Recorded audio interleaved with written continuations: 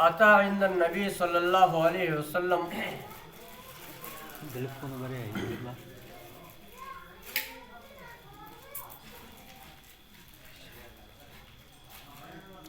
جاء رجل من أهل نجد سائر الرس فإذا هو يسأل عن الإسلام فقال رسول الله صلى الله عليه وسلم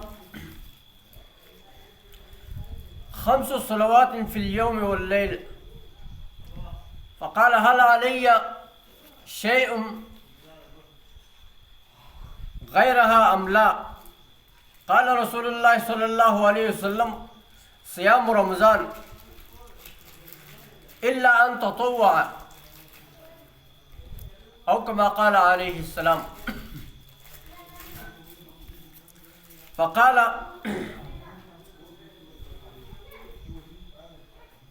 والزكاة فأدبر الرجل وهو يقول والله لا أزيد على هذا ولا أنقص.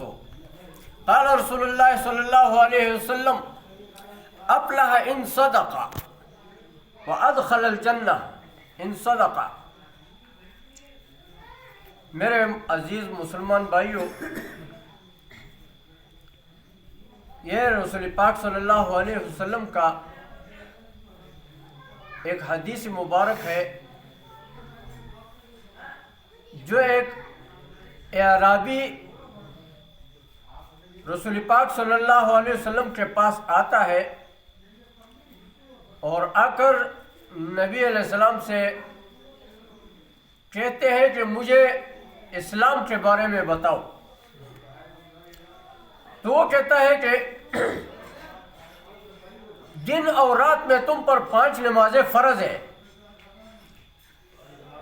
الا ان تطوع. اگر آپ خود اس میں اپنے طور سے اچھائی کرو، زیادتی کرو، مزید نفلیں پڑھو اور مزید تہجد اور کیا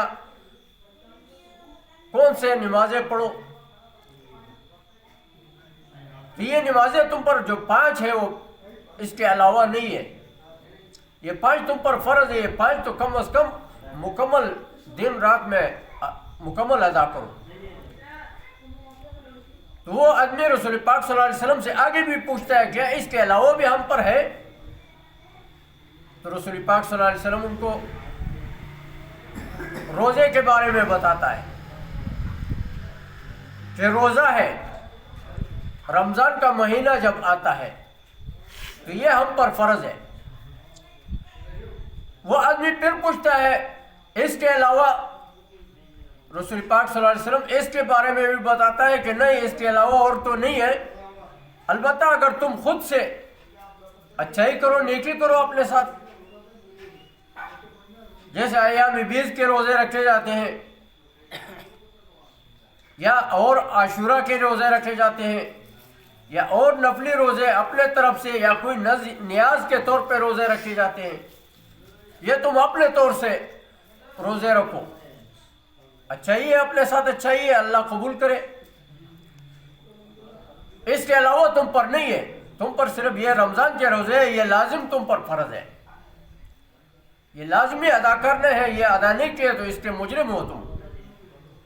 اور اسی طرح حج ہے، زکوٰۃ ہے، نیکی کی باتیں ہیں. تو آدمی واپس ہو رہا ہے رسول پاک صلی اللہ علیہ وسلم سے. اب یہاں الفاظ ہے فَأَتْبَرَ. اب یہاں ایک چھوٹی سی بات اب بھائیوں کو میں اس بارے میں بتاتا ہوں کہ ایک وہ صحابی کیا ہے. وہ فرماتے ہیں فَأَتْبَرَ. فَأَتْبَرَ کا کیا مطلب؟ وہ واپس ہوا. تو واپس کیسے ہوا؟ واپس ایسے نہیں ہوا. ہمارے ادھر میں ایک غلط رواج چل پڑا ہے، کوئی مزاروں پہ جاتا ہے،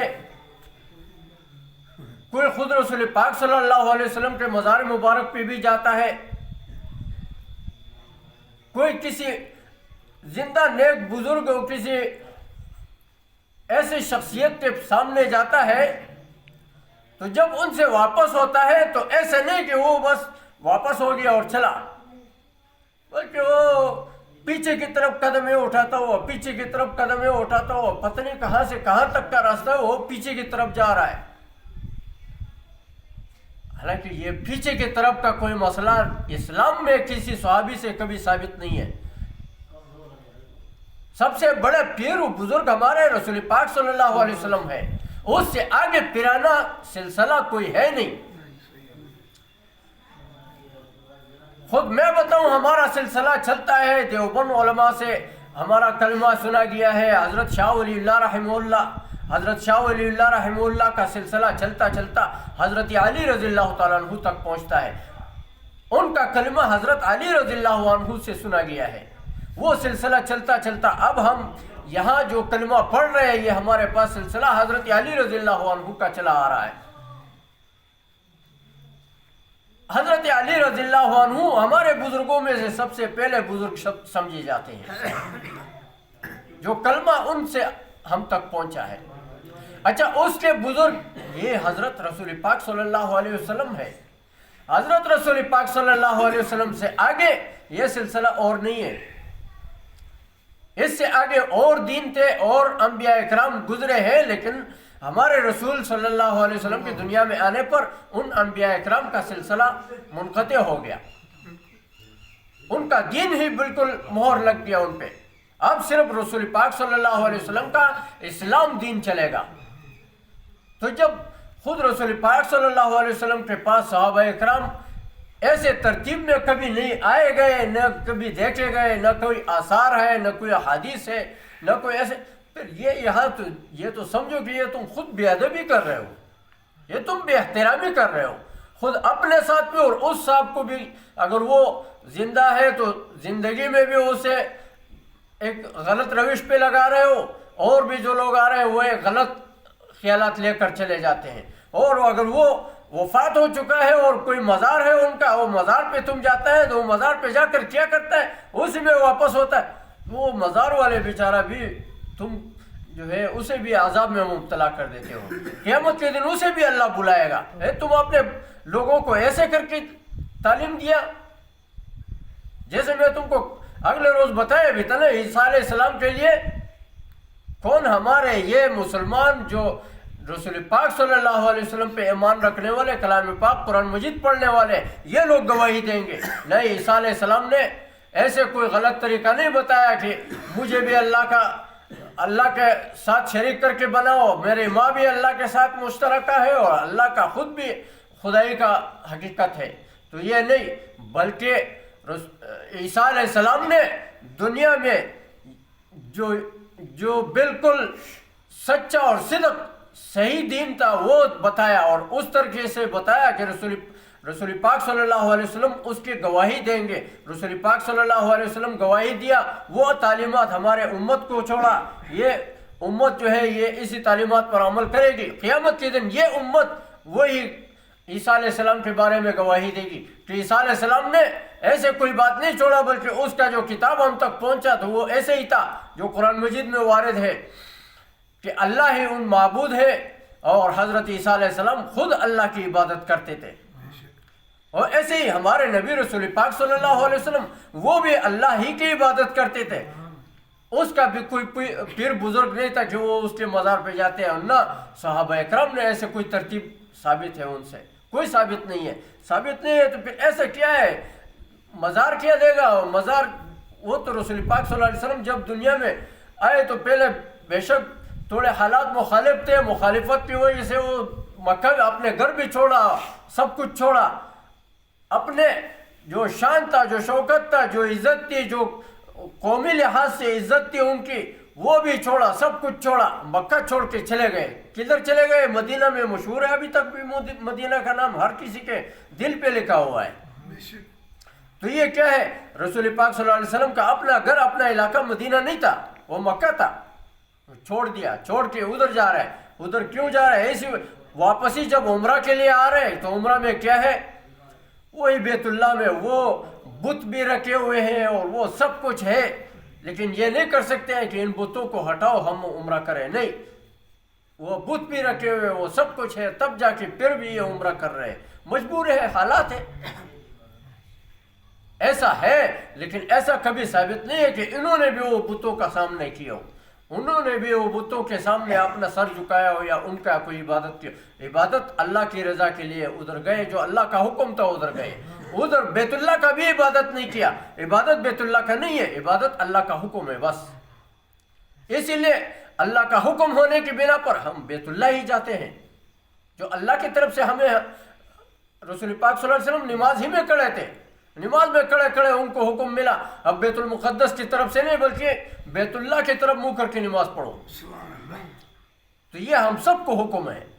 اب ہم سب جو ہے بیت اللہ ہی کی طرف نیت کر کے کھڑے ہو جاتے ہیں، نماز پڑھتے ہیں اور قبلہ ہی کی طرف رخ کر کے کھڑے ہو جاتے ہیں۔ نہیں تو کسی طرف بھی تم کھڑے ہو، اپنے لیے دعا مانگو، اللہ اس طرف بھی ہے، اللہ اس طرف بھی ہے، ہر طرف للہ المشرق والمغرب یہدی من یشاء۔ ہاں جس کے نصیب میں ہدایت ہو وہ سمجھے کہ ہاں واقعی اللہ۔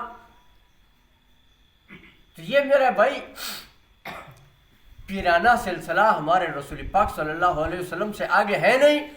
سب سے بڑے پیر بزرگ ہمارے رسول پاک صلی اللہ علیہ وسلم ہے، اور ان کا جو سلسلہ ہم تک تو وہ کہتے ہیں، وہ فرماتے ہیں کہ وہ ادبرا، وہ صحابی واپس ہوا کیسے؟ وہ ادبرا، وہ پشت جو ہے اس کا رسول پاک صلی اللہ علیہ وسلم ہی کی طرف او کر آیا، اور وہ آگے کی طرف چل پڑا۔ تو پیچھے سے رسول پاک صلی اللہ علیہ وسلم اس کے بارے میں کیا کہتے ہیں؟ صدقہ، اس نے سچ کہا، اور وَأَدْخَلَ الْجَنَّةَ، اور یہ جنت میں داخل ہوگا۔ سبحان اللہ۔ یہ جنت میں داخل ہوگا ان عمل، اگر اس پہ یہ عمل کیا۔ ان باتوں وہ ایک سادے سے آدمی تھے، کیا ہے آج کل ہمارے ادھر میں مشہور ہے، کیا ہے بدھو۔ بدھو کس کو بولتے ہیں؟ بدھو ہم آپ جو ہے ایک برا، ایک گرا ہوا لفظ سمجھتے ہیں، گرا ہوا لفظ نہیں ہے۔ یہ بدھو کس کو بولتے ہیں؟ وہ ہم جیسے گوٹھوں کا رہنے والا، وہ ان کو بدھو بولتے تھے۔ جو گوٹوں کا رہنے والا تھا، وہ جو شہر کا رہنے والا وہ شہری ہے۔ تو یہ ہمارے گوٹوں والے سب بدھو ہے، یہ وہ ترتیب ہے۔ اب ہم وہ الفاظ جو ہے وہ بدھو، وہ ایک گرا ہوا لفظ سمجھ، گرا ہوا لفظ نہیں، وہ ان کو بولا جاتا ہے۔ تو وہ ایک بدھو تھے، ایک دیہاتی تھے، دیہاتی۔ وہ دیہاتی آدمی آ کر وہ رسول پاک صلی اللہ علیہ وسلم سے وہ سوالات کرتے ہیں۔ آخر یہ کہ رسول پاک صلی اللہ علیہ وسلم، تو مطلب اس کا یہ ایک بتاتا ہوں کہ یہ صرف اس بدھو کا قصہ نہیں ہے، وہ دیہاتی کا قصہ نہیں ہے، بلکہ مطلب یہ ہم تم کو یہ تعلیمات ہے کہ ہم تم بھی اسی نمازوں پہ، اسی روزے پہ، کلام پاک قرآن مجید پہ، ان چیزوں پہ عمل کریں گے تو رسول پاک صلی اللہ علیہ وسلم اس وقت ان کو جو الفاظ بولا وہ ہمیں بولا۔